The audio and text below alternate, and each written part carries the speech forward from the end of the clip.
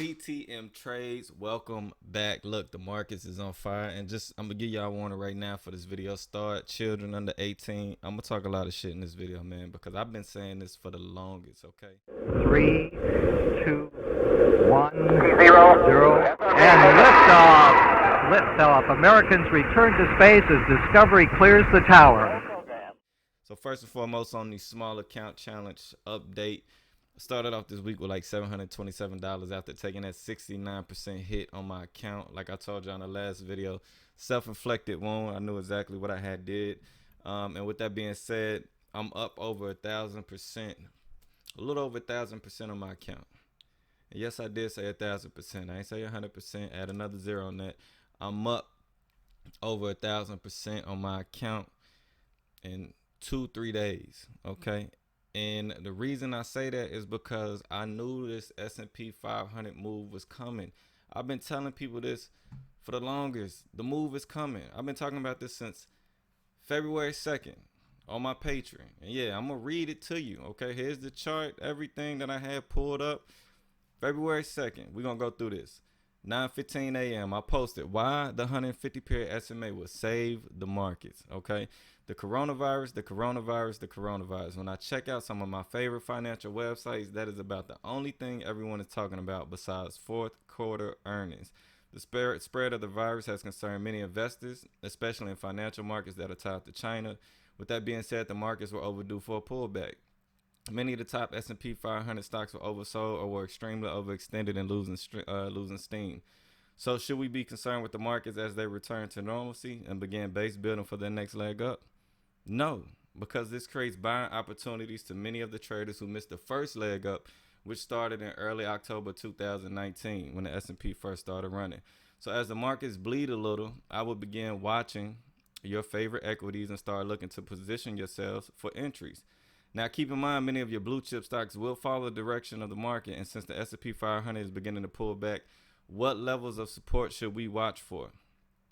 All right, I said we had support sitting at 321, which the market hit yesterday and finally broke through today, and 317 at the time due to the Bollinger Bands. Now, I said if both lines of support fail, then I am 1,000% sure we will retest the 150 period SMA sitting at 303.50. Granted, that is a steep dive. All right. With that being said, the 150 period SMA has saved the SPY a total of 9 times in 2019, and here we are. So I'll pull up SPY. Let's fast forward from February 2nd to now. Look at that chart. All right. It has dropped down to 321 yesterday. It tried to hold above that 321 and then immediately blasted through it today. Where is the SPY going? Well, if you look, it's going straight towards the 150 period SMA, which is sitting at 307.41. So everyone is surprised by this move, running around with their hair on fire. We already knew it was coming, right? And that's what I was telling my Discord room from the jump. Start positioning yourselves for this move that is coming. All right, so I'll pull up my Discord here. So I pull up the Discord here. We look at Discord. I've been telling my community for the longest that this move is coming. All right, because we took SPY puts on Friday prior to the big move happening, over a 500% return on the SPY puts. We took Facebook puts on Friday prior to the market doing this on Monday and Tuesday. 450 to 500% returns on the Facebook puts. So we've been waiting on this move for a minute, and we knew it was coming, right? We talked about this last Friday, okay? That the SPY was going to head down to 329 to 330. It blasted through that 329 to 330. All right, then we talked about, what was the post? Oh, right here. The SPY has already broken 321 pre-market trading. This was Monday when we was looking for that 321 to hold. I told them if no buying comes into play before market close today to try and hold the SPY above that 321 area, then we're looking at a possible drop down to the 158 SMA, which is sitting at 307. Told them that. All right, and where are we going? We're heading to the 150 SMA sitting at 307. Okay, so we've been playing puts, riding this wave down all the way to the bottom. All right, and just some of the puts that we've played, just to look at, as we've played a lot of these in the small account challenge. You see here, buy to open February 212.5 puts at $2.30. That was Friday before the drop on Monday, last Friday. Right? Buy to open spot 330 puts at $1.65 on my main account, not my small account. Last Friday, 9:55. I'm letting them know that the move is coming. We can already see it on the charts. The move is coming. All right. And then here you go. We sold those spot 330 puts at $1.65. We sold them at $6.37 for 386% return. All right. The Facebook puts, still holding them. Finally closed out the Facebook puts at $2.30 at $12.40 for a 437% gain on the account. And then from there, we knew the market was going to go down even further. So we said, look, Apple's already in bad shape. The coronavirus is tied to them fundamentally. And the chart setup already says it's breaking down. So let's go ahead and buy the open 290 Apple puts at $4.15. And right now, we're currently up on those puts. And we got in at $4.15. They're currently sitting at $9.32 for 124% gain up on the day. So easily this week, 1,000% return on the count, right? And nobody's shocked in the community or surprised because we've been preparing for this move the whole time, right? So let's talk about some of the charts. Let's go over some of the plays for the week and what we were looking at as far as the SPY. Again, we already talked about the SPY. We talked about it Friday right here on this dip down. We said, hey, this is going to dip down to 330. If that 330 don't hold, then we're going down to 321. That 321 don't hold, then we breaking through and we heading down to the 150 SMA sitting at 307. All right, so that's why we played the SPY puts on SPY. All right, big play I want to talk about is Facebook and Apple. So just looking at Facebook, we was talking about Facebook and some of the things that we wanted to watch for Facebook. As I sit here and I bring the Discord chat room back up. Give me a second. There we go. So on Facebook, the biggest things was,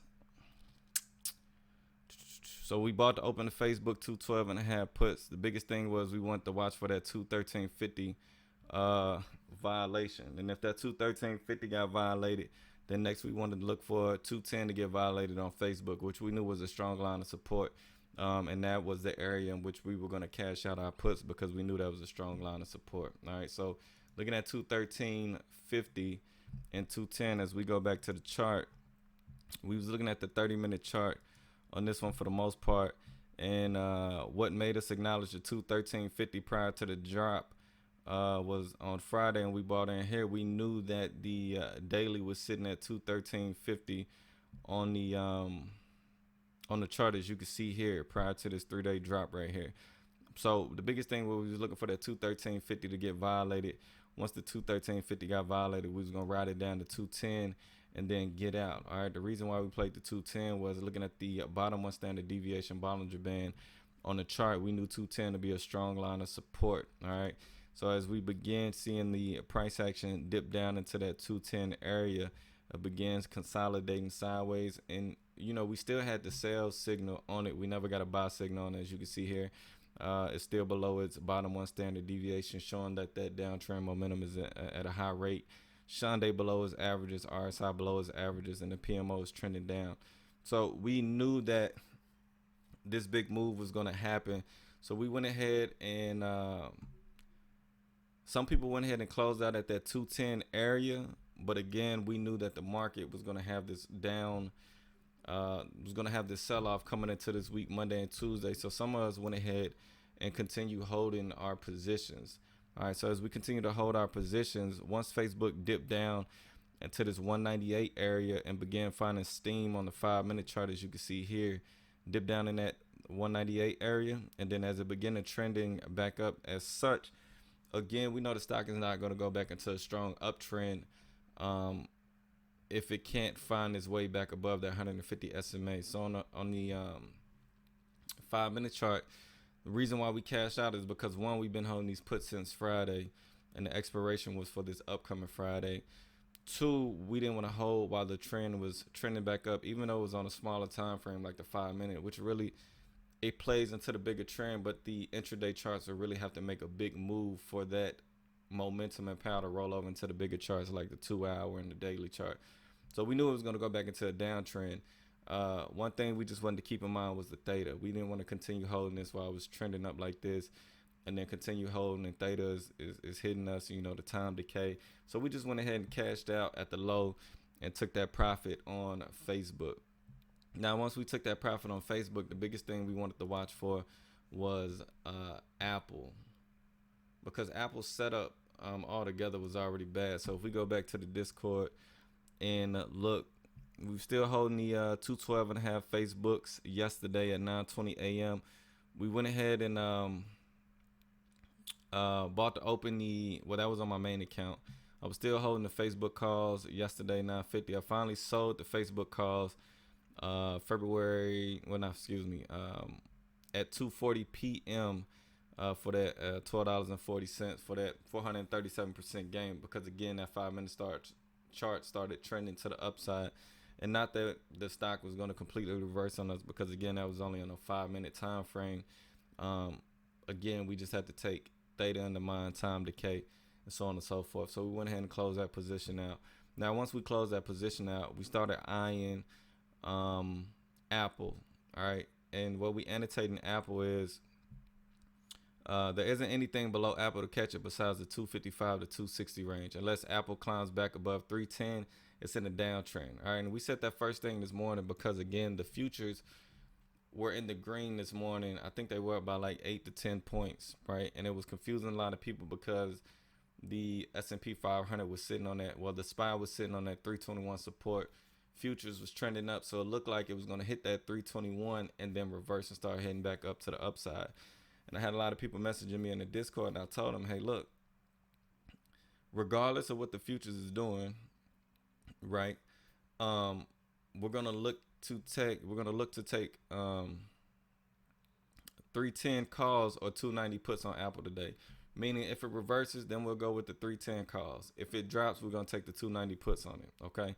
I told them, as the market consolidates, the first sign I see a failure at resistance or a break above resistance, I will take my position. Okay, so bought the open Apple 290 puts at 4:15, and that was at 9:57 a.m. as you can see here. All right, as I bring that up, 9:57 a.m. So we're gonna go back to the charts and I'll show you what I was looking at. All right, so looking at Apple, it had the daily big gap down. Now, just looking at this daily setup altogether, whether the coronavirus news is gonna finally come into play or not, Apple's setup just was looking suspicious anyway. All right, it was already beginning to round out here at the top. RSI was falling below its averages and getting rejected, as you can see here. And then the PMO began flattening out and curving down. All right. So with that being said, you already have a combination of short-term momentum and overall short-term trend reversing. Right. We're getting the early signs here. Now, Apple was still holding above its middle Bollinger Band, which anytime the price action holds above its middle Bollinger Band, it is still considered to be in a strong uptrend. Okay. Once Apple violated that middle Bollinger Band going into Friday, that's when it popped on my radar, because I'm like, all right, Apple violated the middle Bollinger Band.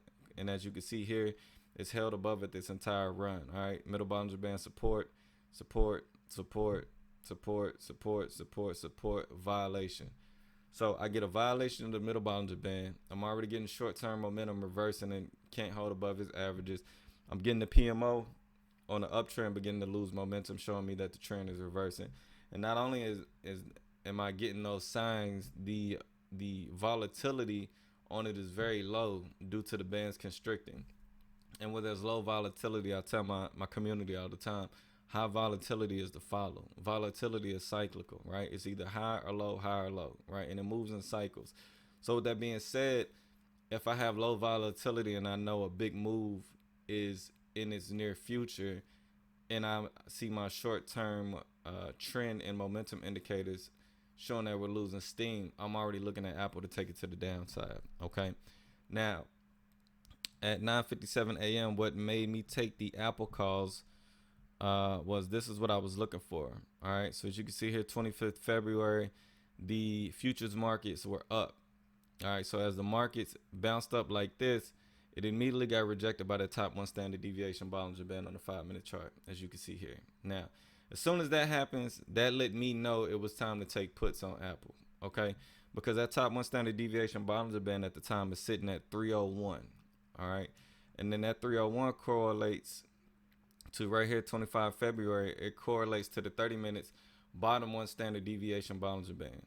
All right, I tell you, I tell my community all the time with the double Bollinger Band trading.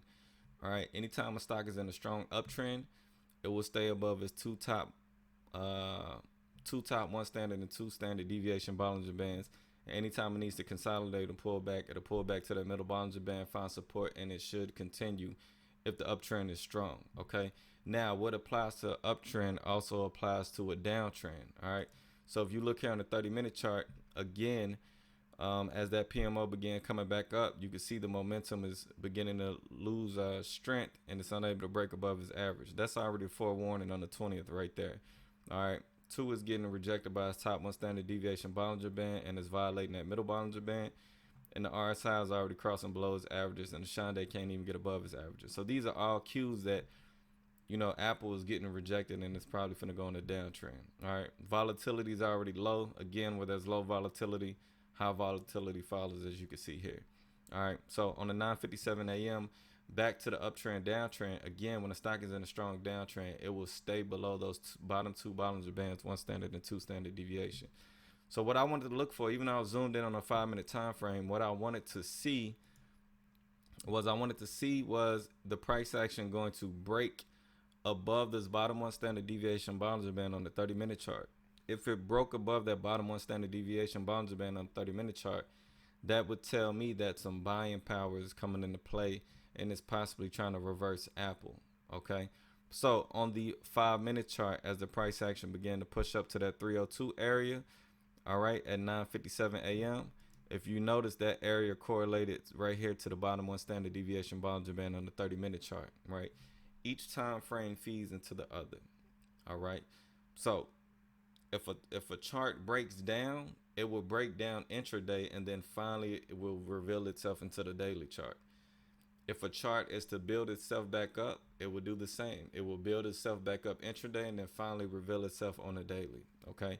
So I already see intraday that Apple's breaking down on this 30-minute chart. Okay. I already see it's in a strong downtrend. All right. I was almost willing to bet 100% that Apple was not going to break above that one standard deviation Bollinger Band. One, because the markets are selling off due to the coronavirus and stocks being overextended. 2, Apple is tied directly to China and this coronavirus as far as their phones and everything being manufactured and made. Okay. So as the S&P 500 falls, Apple is tied to a tether to the S&P 500 and it's going to go with it. All right. So once I seen the markets were selling off, I knew that it was going to get rejected by that bottom one standard deviation Bollinger Band. And if the downtrend was true, it would get rejected and continue. Okay. So again, at 9:57 a.m., when I seen the price action push up to that the one standard deviation Bollinger Band on the 5-minute chart, get rejected and fall back below its middle Bollinger Band, and then it attempted to get above that middle Bollinger Band on 5 different occasions and couldn't, I went ahead and took my Apple puts. So look here, it broke below the middle Bollinger Band, rejected 1, 2, 3, 4, 5, and then finally gave up and sold off. All right. Even on the 5-minute chart, this trend is so strong as it attempts to get above that middle Bollinger Band, it gets rejected, goes in another downtrend, pushes back up, rejected, creates another low, and it's pushing back up again to get rejected and possibly gap down tomorrow. So that's when I made my entry on my Apple puts. So we'll pull back up the Discord here one more time. Let me transition at this time. My bad, you all. I didn't show you last time. And we rode this all the way down. All right. So about to open Apple 290 puts, 9:57 a.m. at 4:15. Told everybody, I said, I'm watching spot sell off down the 307 range before I go long in the market again. Okay. Because that 307 range deals with the 150 SMA. And that is a key area where a lot of buyers and big investors come in and they buy up the S&P 500.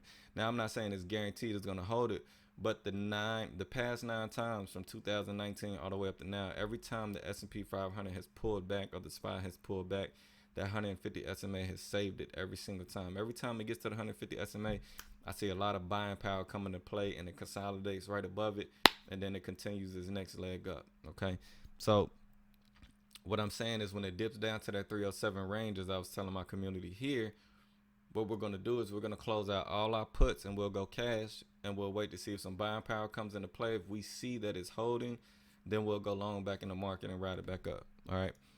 Now, again, today, if SPY does not close above 320 to 321, get ready for the sell-off down to 327. Puts are in play for the rest of the week. All right, then we sold to close those Apple 260 puts for 30 cents, for 45 cents, making a 50% return. That was on my main account. And then I told everyone, I said, hey, plan on buying puts. Market is about to consolidate and have a small rally. We'll buy puts at the top of the rally. All right. And then we bought to open some more Apple.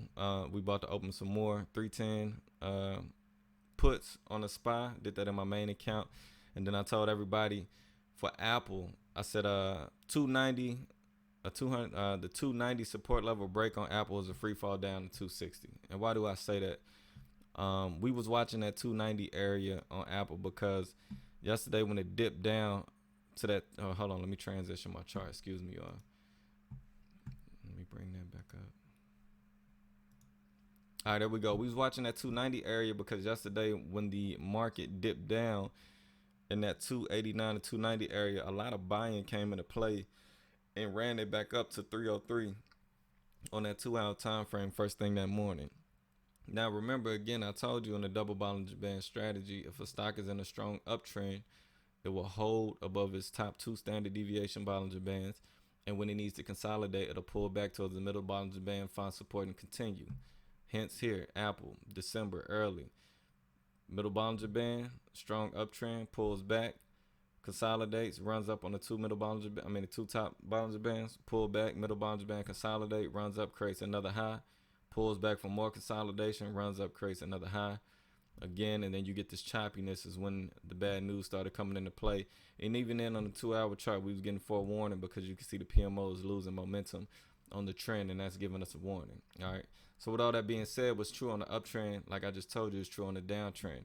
Right. So what I wanted to see was, even though there was a lot of buying power that pulled it back up going into today, we wanted to see, was it going to break above that 2 standard deviation bottom Bollinger Band. And if it does, that's fine, right? As long as it stays between the 2 bottom, 1 standard and 2 standard deviation Bollinger Band, then I know we're still in a strong downtrend, okay? Now, anytime a stock is trending below the 2 standard deviation Bollinger Band, that means that stock is being sold off at a high rate of speed, at a high rate of momentum. So for Apple to stay below its bottom 2 standard deviation Bollinger Band like this and not even attempt the 1 standard deviation Bollinger Band to break above it, it shows a lot of selling is happening with Apple right now. Okay, so again, we was watching that 290 area right here where the buying came back into play. As it dipped down on that 2-hour chart, some buying came into play again, rejected by that bottom 2 standard deviation Bollinger Band. Dipped down a little further, pushed up, rejected by that 2 standard deviation Bollinger Band. And then again, right here as it hit 290, it broke below it and tried to recover, closing at 288. Now, I told everyone in my Discord today that just look for a gap down tomorrow. I mean, based on the selling, the way we sold off today, and there was no buying power at the end of the day to even attempt to try to bring the market back up or even create a bottom wick, there's going to be a gap down tomorrow. I'm almost willing to bet there's going to be a gap down tomorrow because the selling was so heavy today. And there was no one even buying to try to save the SPY or any of the stocks that's a part of the SPY. So I told them expect a gap down. And I told them if we break that 290 in this area, then there's nothing to catch it. It's going to go on a free fall, right? There's no support levels to catch Apple. All right, you look, you got this 290 area right here, which I would assume that correlates to this little consolidation right here. We break that 290. Let me slide that up to 290 right here. We break that 290, then we're looking at the 150 SMA sitting at 155. And I've told them, I said, we're going to look, 255. 150 SMA sitting at 255. I told them what we're going to watch for is that 255 to 260 range is where we're going to get out, okay? Because right in this area, you can see we got a little bit of consolidation with some buying. That was its last resistance before it finally broke out and started an uptrend. So we're going to gap down tomorrow, and I'm looking for this to push down into that 260 to mid 250 range tomorrow. And once it pushes down in that range, we'll evaluate where we're at on our puts. A lot of people are already up 100 to 200% on them. And then from there, we'll close them out. And then we'll observe the market at this 150 period SMA, see how it holds. And if the 150 period SMA holds and there's some buying, then we'll go back long in the market with some calls. If that 150 period SMA fails, then that could be a big issue. And the spot can just go down further, and all the stocks in S&P 500 are going to follow. Now, again, I tell everybody, why do I use 150 period SMA average, right? A lot of people use a 200 period average, so on and so forth. It's a common average among big investors. I use 150 period SMA because it correlates to my Bollinger Bands, okay? So the 150 period SMA is the higher time frames middle Bollinger Band. So even though I'm on a daily chart, I have a clue of how I'm positioned into the higher time frame. So looking at the 150 period SMA on the daily, I know that is the weekly's middle Bollinger Band. As you can see here, 150 SMA found support, round up, support, and then it ran up again. And now we're pulling back to the 150 SMA. Hopefully we find support. All right. Now that correlates to the weekly middle Bollinger Band. So is the overall uptrend is still intact for the S&P 500? Yes, it is. Okay. On a day-to-day basis, it looks a little scary because it's selling off so hard. But again, the market was already overextended anyway. And then you had the coronavirus news that's been around for so long, and nothing ever came out about carrying it. Like everyone just act like it disappeared and went away. No, it's still around, and the market was going to react to it sooner or later. So on an overall big uptrend, is the uptrend still intact? Yes, it's still intact. Okay, even though we're having a strong sell-off. Okay, the uptrend started back in early 2019 January. As you can see here, it hit the monthly middle Bollinger Band, and it's been running from 229 all the way up to 339 for the entire year. All right, and each time it pulled back, where did it find support? Middle Bollinger Band, which is the 150 SMA on the daily chart that I'm showing you here. All right, pull back for some consolidation. Gets that consolidation, runs up, create a high. Pulls back for some consolidation, runs up, creates a high. Pulls back for some more consolidation, and this when the trade war news is going on. Finds some consolidation, continues running up, makes a higher.